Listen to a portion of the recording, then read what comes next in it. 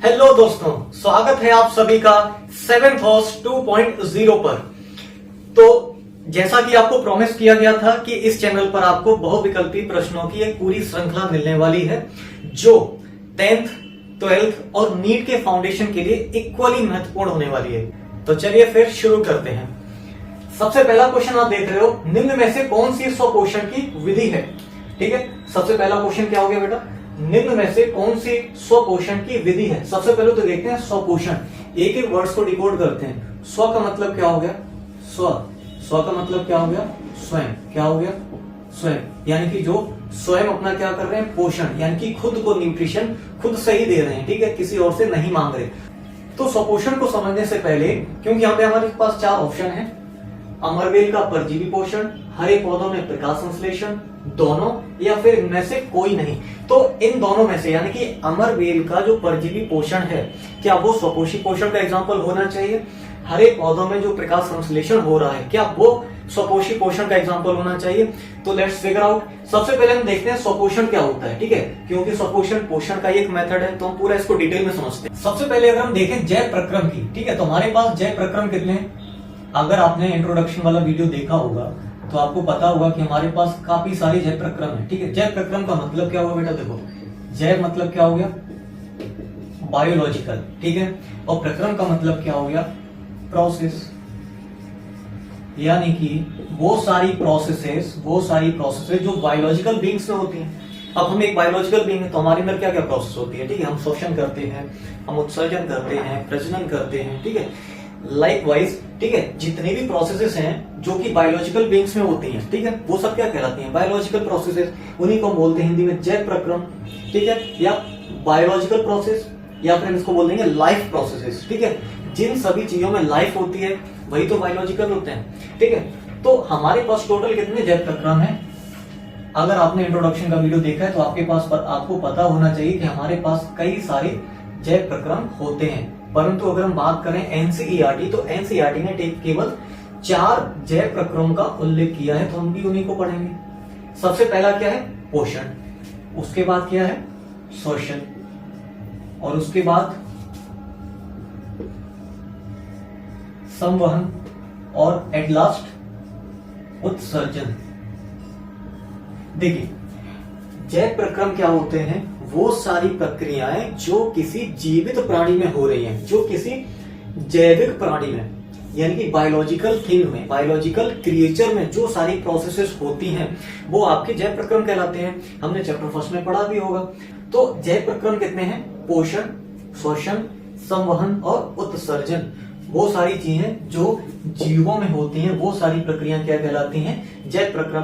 तो हम बात करेंगे सबसे पहले पोषण की। ठीक है, तो आप अगर देखो तो पोषण 2 प्रकार का होता है। पोषण को कहते हैं क्या इंग्लिश में बेटा, पोषण को कहते हैं न्यूट्रिशन। क्या कहते हैं, न्यूट्रिशन। ठीक है, अब ये न्यूट्रिशन 2 तरह का होता है।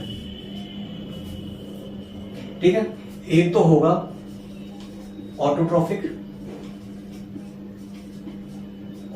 न्यूट्रिशन, और दूसरा क्या होगा, हेटरोट्रॉफिक न्यूट्रिशन। आप टेंशन ना लो, मैं इनका हिंदी बताऊंगा अभी।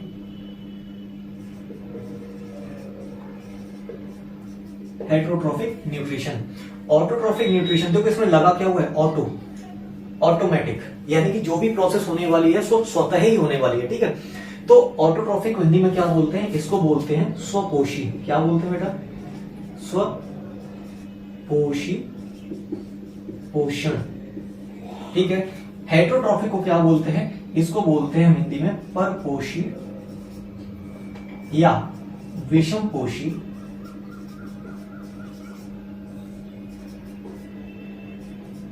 पोषण। ठीक है, ये बात समझ आ रही है। तो जो जय प्रक्रम हमने देखे, हमारे पास टोटल 4 जय प्रक्रम है पढ़ने के लिए। सबसे पहले पोषण, शोषण, संवहन और उत्सर्जन। तो इसमें अगर हम पोषण की बात करें तो पोषण 2 प्रकार का होता है। पहला होता है स्वपोषी पोषण और दूसरा होता है परपोषी या विषमपोषी पोषण। तो आप देखो स्वपोषण की विधि, तो हमसे यही पूछा गया है।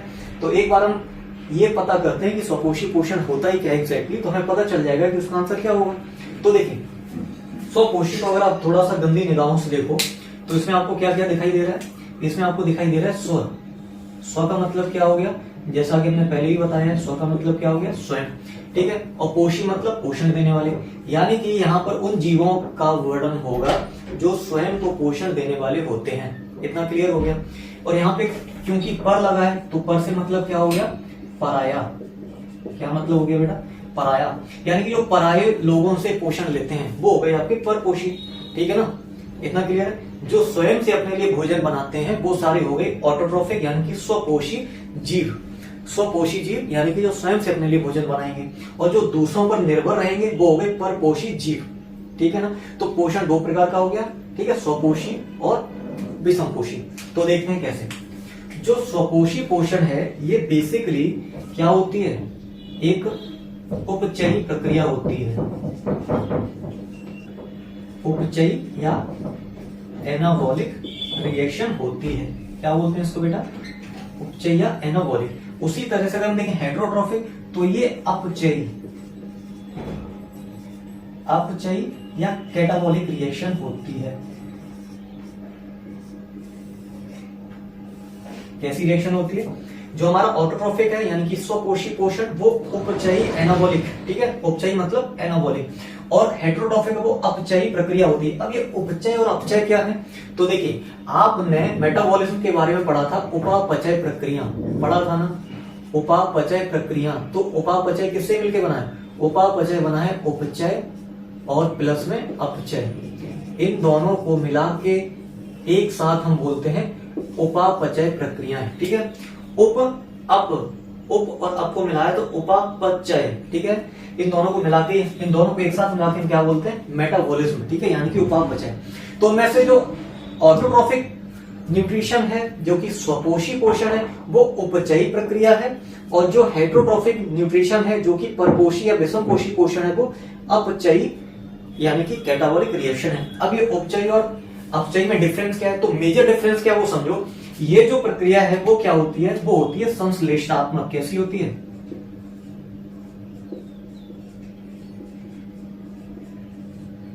संश्लेषणात्मक का मतलब क्या हो गया, जो चीजों को जोड़ती है, छोटी छोटी चीजों को जोड़ के एक बड़ी चीज बना देगी, ठीक है। पर अपचयी प्रक्रिया क्या होती है, ये विघटनकारी प्रक्रिया होती है। कैसी होती है, ये एक विघटनकारी प्रक्रिया होती है जिसमें क्या होगा, एक बड़ा सब्सटेंस होगा वो टूट कर छोटे छोटे टुकड़ों में बट जाता है, ठीक है। तो ये डिफरेंस है। ये क्या करते हैं, ये सरल जैविक अणुओं को मिला के क्या बनाते हैं, एक जटिल अणु बनाते हैं। इस प्रक्रिया में क्या होता है, गौर से समझो बेटा। हमारे पास जैव प्रक्रम टोटल कितने प्रकार के हैं, पोषण, श्वसन, संवहन और उत्सर्जन। पोषण मतलब, पोषण की डेफिनेशन क्या हो गई, पोषण की डेफिनेशन कि जीवों द्वारा भोजन को ग्रहण करना और उस भोजन से पोषक तत्वों का निष्कासन करना और उसके लिए और अपने शरीर की मेंटेनेंस के लिए उन पोषक तत्वों का इस्तेमाल करना, यही हमारा पोषण होता है। हम खाना खाते हैं, पचाते हैं, और उस खाने में जो भी न्यूट्रिशंस, जो भी मिनरल्स, जो भी विटामिन्स होते हैं उनका हम यूज करते हैं अपनी बॉडी की मेंटेनेंस के लिए। बस यही तो पोषण होता है। तो पोषण कितने प्रकार का है, वो दो प्रकार का है, एक तो स्वपोषी पोषण और एक परपोषी यानी कि विषमपोषी पोषण। तो स्वपोषी पोषण में वो जीव आते हैं जो स्व यानी कि स्वयं से अपना भोजन बनाते हैं, और परपोषी में वो जीव आते हैं जो पर यानी कि पराये लोगों पे निर्भर होते हैं, पराये जीवों पर निर्भर होते हैं। अभी हम बात करेंगे कि परपोषी जीवों में कौन कौन से जीव आते हैं। फिलहाल हम देखते हैं स्वपोषी पोषण। तो स्वपोषी पोषण क्या होती है, वो एक उपचयी प्रक्रिया होती है, यानी कि उपचयी मतलब संश्लेषणात्मक, यानी कि सिंथेसिस करना होता है, सरल अणुओं को मिलाकर एक जटिल अणु बना देते हैं। और जबकि परपोषी या विषमपोषी में क्या होगा, यहाँ पे जटिल अणुओं को, किसी जटिल अणु को तोड़कर वापस से सरल अणुओं में बदल देते हैं। ये बात समझ आ रही है। अब इनके एग्जांपल्स की बात कर लेते हैं। तो अगर हम बात करें स्वपोषी पोषण की, तो इसके एग्जाम्पल क्या होंगे, इसके एग्जाम्पल हो जाएंगे हमारे पादप। मैं यहां लिख दे रहा हूं, इसका एग्जाम्पल क्या हो जाएगा, पादप, यानी कि जो हरे पेड़ पौधे होते हैं वो ऑटोट्रोफिक न्यूट्रिशन का सबसे परफेक्ट एग्जांपल हुए। यानी कि पादप जो होते हैं, पेड़ पौधे जो होते हैं वो स्वपोषी जीव होते हैं। और अगर बात करें रिएक्शन की, तो कौन सी रिएक्शन होती है इनमें, प्रकाश संश्लेषण। क्या होती है, प्रकाश संश्लेषण। देखिए यहाँ पे संश्लेषण शब्द का इस्तेमाल किया गया क्योंकि ये प्रक्रिया संश्लेषणात्मक है। इतना क्लियर हो रहा है, ठीक है। और अगर हम इधर बात करें परपोषी की, तो परपोषी में एग्जाम्पल क्या हो सकते हैं? परपोषी के एग्जाम्पल आप कुछ भी देख लीजिए, कोई भी जीव, ठीक है। जैसे मनुष्य, मनुष्य भी क्या है? मनुष्य भी एक परपोषी जीव ही है। भाई हम स्वयं से तो ऐसा नहीं है कि हम कपड़े उतार के धूप में खड़े हो जाते हैं, चलो भाई फोटोसिंथेसिस होने दो, ठीक है। ऐसा तो हम खाना बनाते नहीं है। हमें खाना के लिए, भोजन के लिए किस पर निर्भर होना पड़ता है? पेड़ पौधों पर, ठीक है। तो हमारे अंदर क्योंकि वो सब्सटेंस नहीं है जो क्लोरोफिल नाम का वो सब्सटेंस नहीं है जो कि हमें प्रकाश संश्लेषण प्रक्रिया करने में सहूलियत प्रदान करता हो, ठीक है। वो तो केवल पौधों के पास है, इसलिए पौधे ही स्वयं से भोजन बना पाते हैं और इसीलिए उनको हम क्या कहते हैं? स्वपोषी जीव। और वो जिस प्रक्रिया से खाना बना रहे हैं उस प्रक्रिया को बोलते हैं स्वपोषी पोषण का माध्यम। लेकिन अगर मनुष्यों की बात करें, अन्य जीवों की बात करें, तो अन्य जंतुओं की बात करें, तो वो कैसे होते हैं? परपोषी जीव होते हैं, क्योंकि उनमें क्लोरोफिल नहीं पाया जाता। वो स्वयं से प्रकाश में, सूरज के प्रकाश में क्या नहीं कर सकते? भोजन नहीं बना सकते। इतना क्लियर हो रहा है आई थिंक बेटा, ठीक है। तो इसकी रिएक्शंस पे बात करते हैं। तो देखिए, अगर हम स्वपोषी पोषण, जो कि उपचयी प्रक्रिया होती है जिसमें सरल अणुओं से जटिल अणु बनता है, इसमें क्योंकि पादप है, तो पादप किस तरह से? पादप देखो बेटा, एक पादप बना के देखते हैं। ये हमारे पास क्या है? एक पेड़ है जिसकी जड़ें बन गई हैं, ठीक है। ये टहनियां हैं इस तरीके से, और यहाँ पे बनाते हैं खूबसूरत सी पत्ती। मतलब कितनी खूबसूरत है तो आप ही बताइएगा, ठीक है। हमने तो बस बना दी है, ठीक है। अब देखो जरा, पेड़ ऐसा तो होता नहीं, पेड़ होता है ऐसा, कुछ ऐसा, ठीक है। तो देखिए इस पेड़ में क्या क्या दिख रहा है आपको? इस पेड़ में आपको दिख रहा है, मैं लिख देता हूँ। देखिए ऊपर है हमारे पास सूर्यदेव, यानी कि सूरज का प्रकाश। वायुमंडल में मौजूद है क्या? CO2। वायुमंडल में क्या मौजूद है? CO2। पत्ती में क्या मौजूद है? पत्ती में मौजूद है क्लोरोफिल। क्या मौजूद है? क्लोरोफिल, ठीक है। और जड़ों में क्या मौजूद है? जल। तो आप देखो इन चार सरल चीजों से, देखिए सरल और जटिल की परिभाषा बहुत सिंपल है। वायुमंडल में, वातावरण में जो कुछ पहले से मौजूद है, जो कुछ भी पहले से मौजूद है, वो सब आपका क्या है? वो सरल अजैविक पदार्थ है। और जो कुछ भी उन सरल चीजों से मिलके बनेगा वो क्या है? वो एक जटिल पदार्थ है। इतना क्लियर हुआ? जो कुछ पहले से मौजूद है वो सब सरल है, और जो इनसे मिलकर बनेगा वो सब क्या कहलाएगा? वो जटिल कहलाएगा। अब देखो जरा, हमारे पास क्या? सूरज का प्रकाश हम तो नहीं बना रहे, सूरज का प्रकाश पहले से उपलब्ध है। CO2 वायुमंडल में हम नहीं बना रहे, पहले से उपलब्ध है।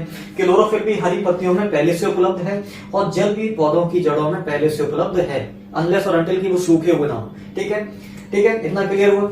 तो सूरज का प्रकाश, कार्बन डाइऑक्साइड, क्लोरोफिल और जल, ये चार सरल चीजें मिलके क्या बनाती हैं? ये चार सरल चीजें मिलके पौधों की पत्तियों में एक चीज बनाती हैं जिसको हम क्या बोलते हैं? भोजन। क्या बोलते हैं? भोजन। अब आप कहेंगे भोजन, तो इस किस रूप में भोजन बनता है? वो बनता है C6H12O6, यानी कि कार्बोहाइड्रेट के रूप में। इसको रिएक्शन के माध्यम से समझते हैं। पहले इतना नोट करिए, मुझे ऊपर से बोर्ड मिटाना होगा, ठीक है। पहले इतना नोट करिए, फिर आगे बढ़ते हैं। तो पिछले स्लाइड में हमने क्या देखा बेटा? कि पोषण दो प्रकार का होता है। कितने प्रकार का पोषण होता है? दो प्रकार का। पहला क्या सर? पहला स्वपोषी पोषण, और दूसरा परपोषी। और परपोषी पोषण को ही हम विषम पोषी भी बोलते हैं, ठीक है। विषम पोषी, ठीक है। काफी आसान थे, नाम से क्लियर हो रहा था। स्वपोषी मतलब जो स्वयं से अपना पोषण देते हैं, और परपोषी जो पोषण के लिए पराये लोगों पर निर्भर होते हैं, ठीक है। इतना ही हुआ। तो देखिए हमने क्या क्या डिस्कस कर लिया था कि स्वपोषी पोषण क्या होता है? ये एक एनाबॉलिक रिएक्शन है। कैसी? और जो परपोषी है वो एक कैटाबॉलिक रिएक्शन है।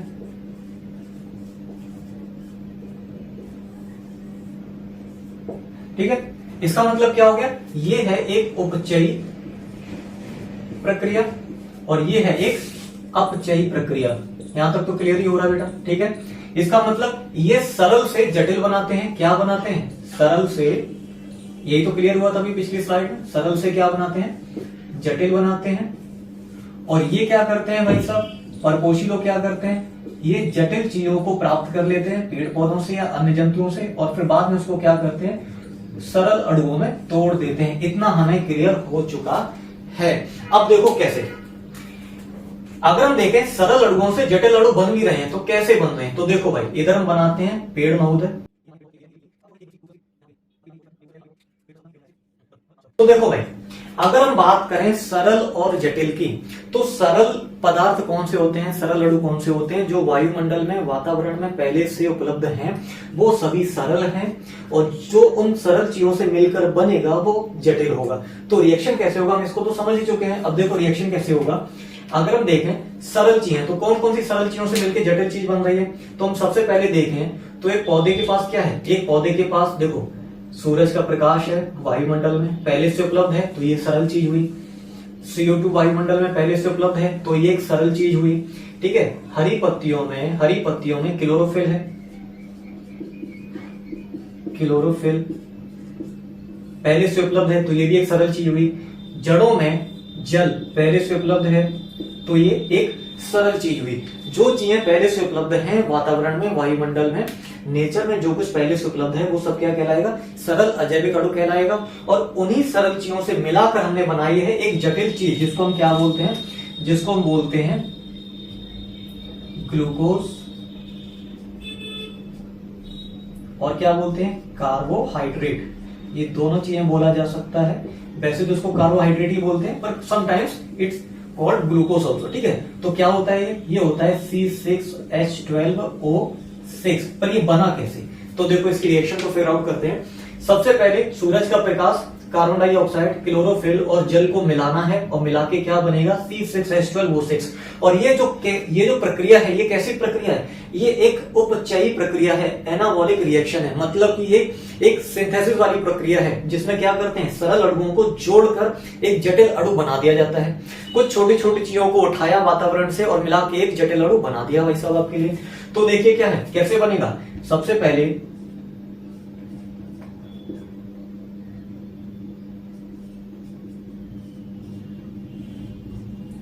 सूरज का प्रकाश, सूर्य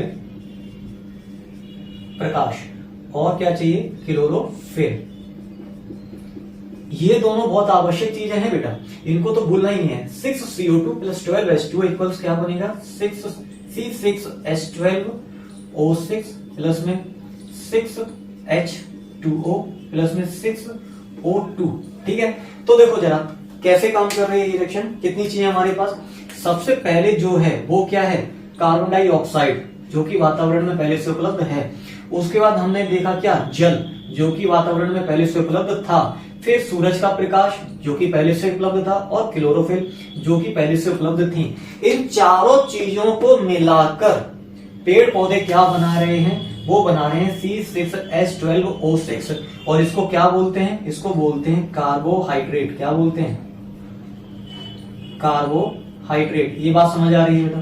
ठीक है, तो हमने क्या किया, उपचयन किया है। उपचयन मतलब जोड़ा है, सिंथेसिस किया है, सरल चीजों को जोड़कर एक जटिल चीज बना दी है। और ये जटिल चीज होती कहाँ है, ये जटिल चीज होती है पेड़ पौधों की हरी पत्तियों में, क्योंकि हरी पत्तियों में क्लोरोफिल पाया जाता है, और वहीं पर सारा प्रकाश संश्लेषण का प्रोसेस होता है। प्रकाश संश्लेषण की पूरी प्रक्रिया हरी पत्तियों में होती है, और भोजन यानी कि जो ग्लूकोज यानी कि जो कार्बोहाइड्रेट बना है वो भी कहाँ स्टोर होता है, हरी पत्तियों में। इसका मतलब पेड़ पौधों ने सूरज के प्रकाश, कार्बन डाइऑक्साइड, क्लोरोफिल और जल से खुद ही अपने के लिए कार्बोहाइड्रेट यानी कि ग्लूकोज यानी कि भोजन यानी कि खाना बना लिया है। इसीलिए इनको बोलते हैं स्वपोषी जीव, स्वयं को पोषण देने वाले जीव। और इस प्रक्रिया को हम बोलते हैं स्वपोषी पोषण।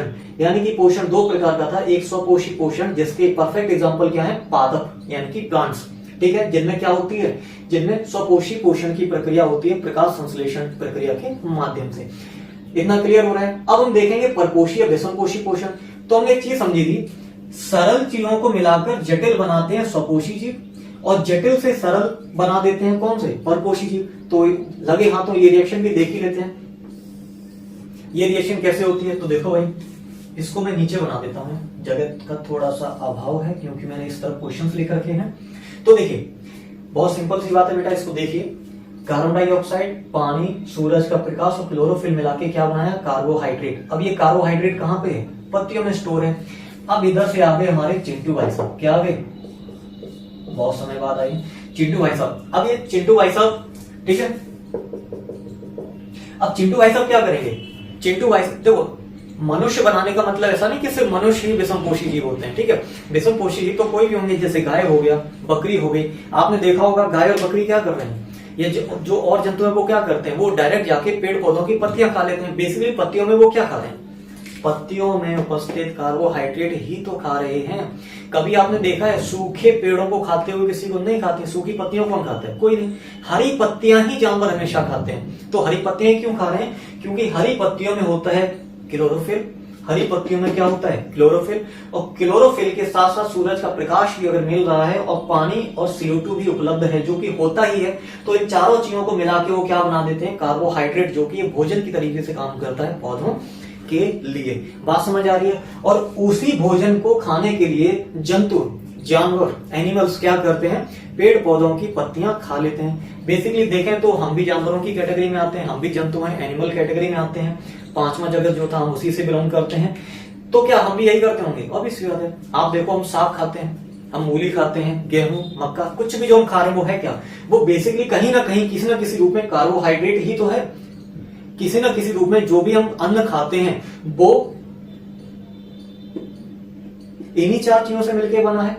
ठीक है ना, बोलो। कार्बन डाइऑक्साइड, ये क्या है, पानी, सूरज का प्रकाश और क्लोरोफिल, इन्हीं सब चीजों से मिलकर ही बना है। ठीक है, तो बेसिकली हम कार्बोहाइड्रेट खा रहे हैं, तो वो कहां से बना है, वो प्रकाश संश्लेषण प्रक्रिया के दौरान ही बना है और पादपों ने ही बनाया है। तो हम भी किसी ना किसी रूप में किस पे निर्भर हैं, पादपों पे। इसीलिए हम क्या है, हम परपोषी जीव हैं, हम स्वपोषी जीव नहीं है। हमारी बॉडी में कोई क्लोरोफिल वाला पिगमेंट नहीं है कि हम गए और सूरज में और कपड़े उतार के खड़े हो गए सूरज की रोशनी में, बोलो चलो भाई, समझ रहे हो ना, ऐसा नहीं होने वाला। ठीक है, तो देखो हम क्या करते हैं, इन्होंने तो सरल चीजों को मिला के जटिल बनाया, हम डायरेक्ट जटिल खा रहे हैं।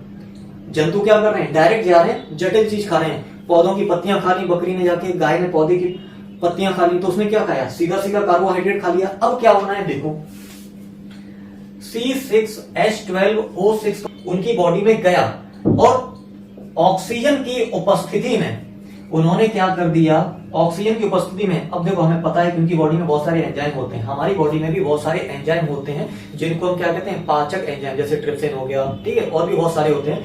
तो ये क्या करते हैं, उस खाने को हमें विघटन करने में हेल्प करते हैं। और फाइनली बनता क्या है, फाइनली क्या बनता है, 6CO2 प्लस 6H2O प्लस में ढेर सारी ऊर्जा।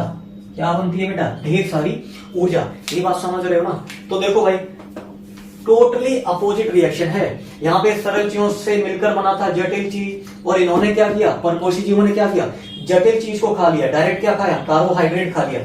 जो पेड़ पौधों ने सरल चीजों से मिला के बनाया था, जंतुओं ने जाके डायरेक्ट उसी को खा लिया, अपनी बॉडी में ले गए और सब कुछ वापस से सारे सरल अणुओं को क्या कर दिया, अलग अलग कर दिया। देख रहे हो ना, CO2 अलग है, पानी अलग है, एनर्जी के रूप में बाकी चीजें अलग है। बात क्लियर है।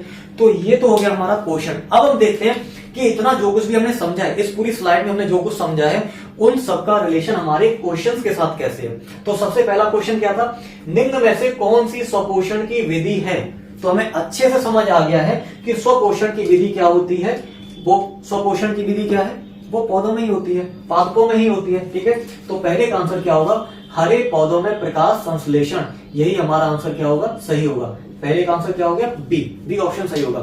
कौन सी स्वपोषण की विधि है, स्वपोषण मतलब जो स्वयं से भोजन बनाते हैं। और स्वयं से भोजन कौन बनाते हैं, हरे पौधे, जिनकी पत्तियां भी हरी हों, क्योंकि पत्तियां हरी होंगी तभी उनमें क्लोरोफिल होगा, तभी सूरज के प्रकाश में वो क्लोरोफिल क्या करेगा, कार्बोहाइड्रेट बना पाएगा। इतना समझ आ गया। अब दूसरा क्वेश्चन देखते हैं, प्रकाश संश्लेषण प्रक्रिया का समीकरण है। प्रकाश संश्लेषण प्रक्रिया का समीकरण है। प्रकाश संश्लेषण, बेटा बताओ, प्रकाश संश्लेषण प्रक्रिया ये वाली थी या ये वाली थी। प्रकाश संश्लेषण कौन कर रहा था, प्रकाश का संश्लेषण, प्रकाश को और प्रकाश के साथ साथ बाकी सरल चीजों को कौन इकट्ठा कर रहा था, पेड़ पौधे। वो प्रकाश को इकट्ठा कर रहे हैं, क्लोरोफिल को इकट्ठा कर रहे हैं, पानी और कार्बन डाइऑक्साइड को इकट्ठा कर रहे हैं, और इन सभी चीजों को मिला के क्या बना दे रहे हैं, कार्बोहाइड्रेट बना दे रहे हैं। तो प्रकाश संश्लेषण की प्रक्रिया का समीकरण क्या हुआ, 6CO2 12H2O C6H12O6 6H2O 6O2। अब देखो यहाँ पे आप देख रहे हो, ये 6, ये 12, ये 6 और ये 6, इनका काम क्या है, इनका कुछ काम नहीं है। ये सिर्फ और सिर्फ मॉलिक्यूल्स का वेटेज पता करने के लिए लगाए जाते हैं। आप शॉर्ट में ये समझ सकते हो कि ये बराबर का निशान है, ये बीच में बराबर का निशान है, और इधर भी उतने ही मॉलिक्यूल्स होने चाहिए जितने इधर हैं। तो आप देखो यहाँ पे C कितना है, C में 6 का गुणा हो रहा है, तो C हो गया 6, तो इधर भी C 6 ही होगा। देखो C यहाँ पे कितना है 6 यानी कि सी यानी कि कार्बन बराबर है। O6 यहाँ पे है, ठीक है, और 6O यहाँ पे है, और 6 दूनी 12 O यहाँ पे है। तो देखो 12 6 18 6 24 कितने हो गए टोटल 24। तो इधर भी ऑक्सीजन कितने होने चाहिए 24 होने चाहिए। तो हम देखते हैं, देखो बेटा O यहाँ पे 2 है और यहाँ पे 6 का गुणा हो जाता है, 6 2 12 कितने हो गए यहाँ पे 12 O हो गए। और यहाँ पे O देखो O में कितने 12 का गुणा हो रहा है यानी कि 12 12 12 24। तो इधर भी ऑक्सीजन के मॉलिक्यूल्स कितने हैं 24 हैं, और यहाँ पर भी ऑक्सीजन के मॉलिक्यूल्स कितने हैं 24। तो ये जो 6 और ये जो 6 12 लगाया है, ये सिर्फ और सिर्फ मॉलिक्यूल्स का वेटेज इक्वल करने के लिए लगाया जाता है, जिसको बोलते हैं समीकरण को संतुलित करना।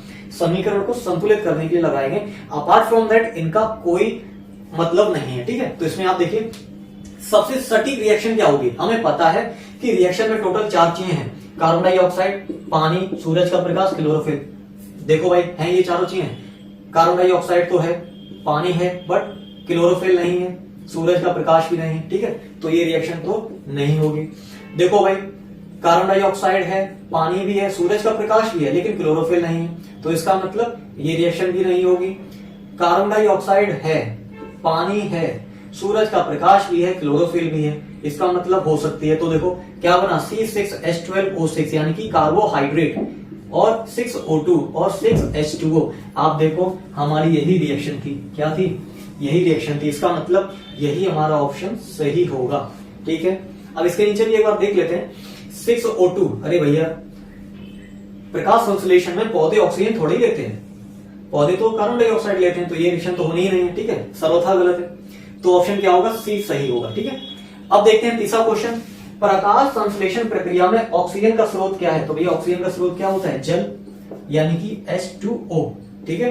तो मार्क कीजिए, हमेशा ध्यान रखिए प्रकाश संश्लेषण प्रक्रिया में ऑक्सीजन का स्रोत CO2 नहीं होता बल्कि जल होता है, हमेशा ध्यान रखिएगा। स्वपोषी पोषण के लिए आवश्यक है, स्वपोषी पोषण के लिए क्या आवश्यक है, CO2 तथा जल, क्लोरोफिल, सूरज का प्रकाश, या सभी चीजें। तो देखते हैं प्रकाश स्वपोषी पोषण, तो ये स्वपोषी पोषण तो यही है प्रकाश संश्लेषण वाला, अब तो कोई डाउट है ही नहीं ना। तो देखो भाई इसमें CO2 भी चाहिए, इसमें पानी भी चाहिए, सूरज का प्रकाश भी चाहिए, क्लोरोफिल भी चाहिए, यानी कि CO2 जल, क्लोरोफिल और सूरज का प्रकाश, भाई साहब सभी चीजें चाहिए, ऑप्शन डी सही होगा। अब आते हैं नंबर 5 पे। तो क्या क्वेश्चन है, जीवों में उपापचयी क्रियाएं कितने प्रकार की होती हैं। पिछली स्लाइड में मैंने आपको बताया उपापचयी, उपापचयी क्या होता है, उपापचयी प्रक्रियाएं कितने प्रकार की थी बेटा। तो आप देखो मेटाबॉलिज्म जिसको कहते हैं उपापचय, दो शब्दों से मिलकर बना है, उपचय और प्लस अपचय। उपचय को क्या बोलते हैं एनाबॉलिक, और अपचय को क्या बोलते हैं कैटाबॉलिक। उपचय कैसी होती है जोड़ने वाली, और अपचय क्या होती है विघटन करने वाली, दूर दूर करने वाली, तोड़ने वाली, ठीक है ना। तो उपापचय प्रक्रिया कितने प्रकार की होती है, 2 प्रकार की, एक तो होती है उपचयी प्रक्रिया और दूसरी होती है अपचयी प्रक्रिया, ठीक है।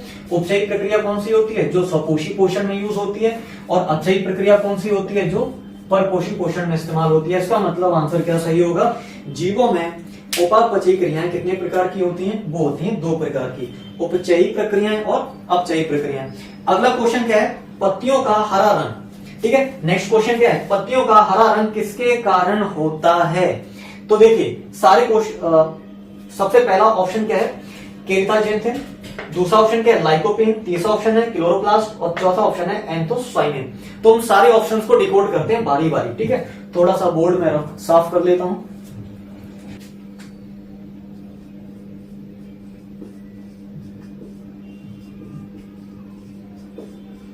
केरिथोजेंथिन, नोट करिए बेटा, केरिथोजेंटिन रिस्पॉन्सिबल होता है पपीते के पीले रंग के लिए।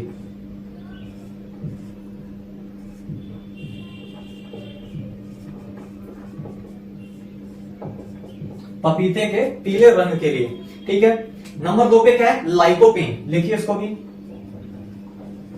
लाइकोपीन, लाइकोपीन रिस्पॉन्सिबल होता है बेटा टमाटर के लाल रंग के लिए। अगला क्या है क्लोरोप्लास्ट, क्लोरोप्लास्ट या क्लोरोफिल, क्लोरोप्लास्ट ये तो आपको याद हो ही गया, ठीक है। आपको पता है क्लोरोप्लास्ट हो या क्लोरोफिल हो, ये रिस्पॉन्सिबल होते हैं किसके लिए, पत्तियों के हरे रंग के लिए, पत्तियों का हरा रंग। अगला ऑप्शन क्या है बेटा, एंथोसाइनिन।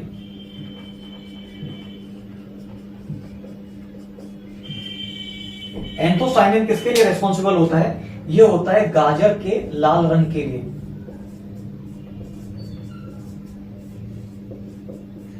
ठीक है, तो देखिए कैरिथोजेंटिन वो क्या करता है, पपीते में पीले रंग को प्रमोट करता है। लाइकोपिन टमाटर में लाल रंग प्रमोट करता है। क्लोरोप्लास्ट पत्तियों में हरे रंग को प्रमोट करता है, जबकि एंथोसाइनिन क्या करता है, गाजर में लाल रंग को प्रमोट करता है। तो ये सारी चीजें हैं जो पर्टिकुलर चीजों में एक पर्टिकुलर रंग के लिए रेस्पॉन्सिबल होती हैं। तो हमारा क्वेश्चन ये था, पत्तियों का हरा रंग किसके कारण होता है, तो भैया क्लोरोप्लास्ट के कारण होता है, कुछ ज्यादा सोचना ही नहीं है। और बाकी तीनों ऑप्शन के बारे में भी आपको पता है, आप इसको जरूर नोट कीजिएगा। ठीक है, ऐसा नहीं है कि जो क्वेश्चन हमें पता था बस जो क्वेश्चन हमसे पूछा गया था उसका ऑप्शन हमने टिक कर दिया, नहीं, हमें सभी के बारे में पता होना चाहिए। और मैं फिर से याद दिला दूं, ये सारे एमसीक्यू क्वेश्चन जो हैं इनको हम सिर्फ टिक वाइज नहीं कर रहे हैं बल्कि डिटेल में करने की कोशिश कर रहे हैं। तो ये आपके 10th क्लास के लिए, 12th क्लास के बोर्ड एग्जाम्स के लिए और नीट के फाउंडेशन, एवं अगर आप कोई भी कॉम्पिटिटिव एग्जामिनेशन दे रहे हो तो उसमें आपको बहुत बेनिफिशियल होने वाले हैं। ठीक है, तो पढ़िए ऐसे कि किसी को पढ़ा सके। ठीक है, चलो